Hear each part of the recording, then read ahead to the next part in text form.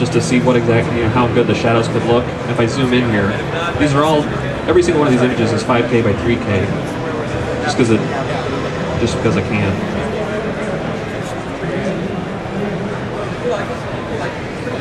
Our engineering group has gotten Hypershot now because they're starting to use it for reflection studies because of the real-time capabilities of the software to be accurate.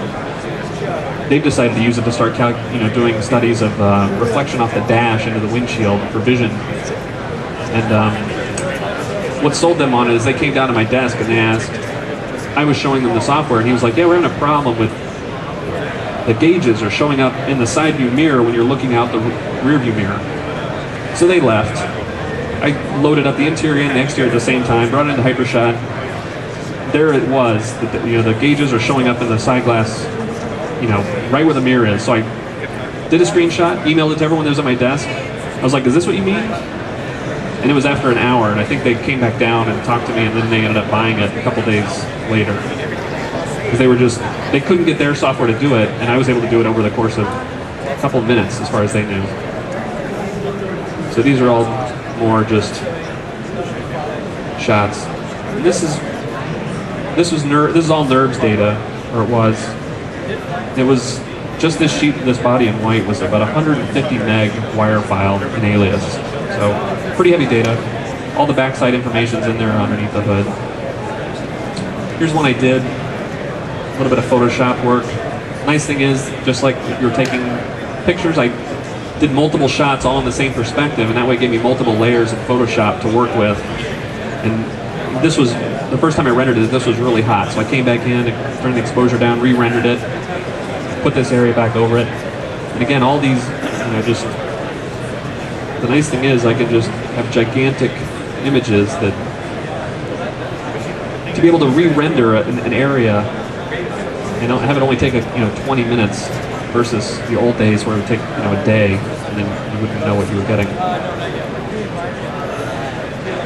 The other nice thing is Hyperdrive and Hypershot can handle huge data sets, and this is a full math modeled wheel. This is not a bump map or a texture map. The tire alone is probably more data than the whole rest of the vehicle. And just to be able to load that and not have to worry about it slowing anything down, it's just really nice. So there's that dirty tire texture that Don developed. Let me zoom in here again. So just the quality and the photorealism of this, it's just amazing. So here's our forum show car from last year. Rendered it in some different environments, different colors. And most of these I just rotated, put in the perspective I liked, hit go. 20 minutes later it's done. It's just so easy. We've also had Leon came out, we rented their Spheron camera for a week or a day, and he took a series of HDRs for us. So this is Nissan's courtyard. So if I have a Nissan vehicle that they photograph, I can actually go and render a 3D version of that a different vehicle and know that I'll get similar reflections. I've done this where they had a clay model and they didn't have headlights, hadn't come back from the chrome plater, hadn't gotten the headlights back. So I took the headlights into Bunkspeed, rendered them in this environment. They were able to Photoshop it over the photographs of their clay models, and as far as anyone overseas knew, they thought our prototype headlights were finished, but instead they weren't. They were actually just Photoshops onto their clay models. So you can see here is a different perspective. It's very high-res HDR. That way I don't have to use a backplate.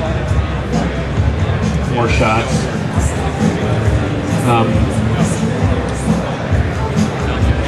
Just the realism. It's usually just what amazes everybody in this. Just how good everything looks.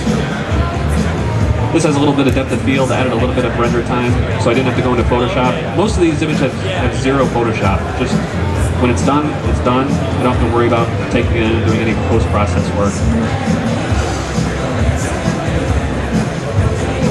So, flat black.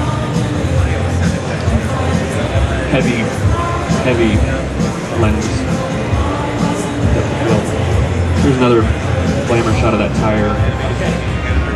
showing how amazing it is. So here's that same scene again, rendered.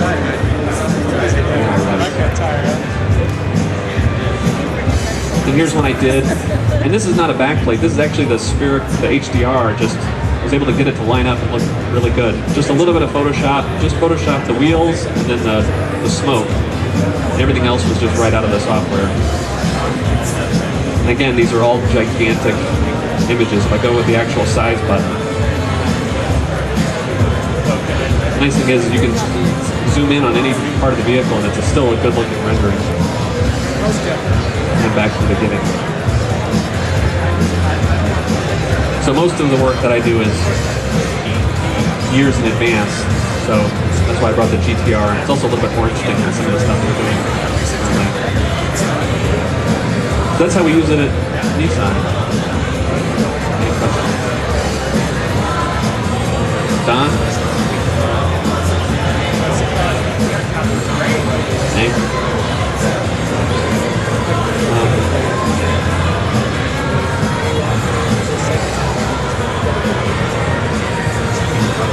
That's it.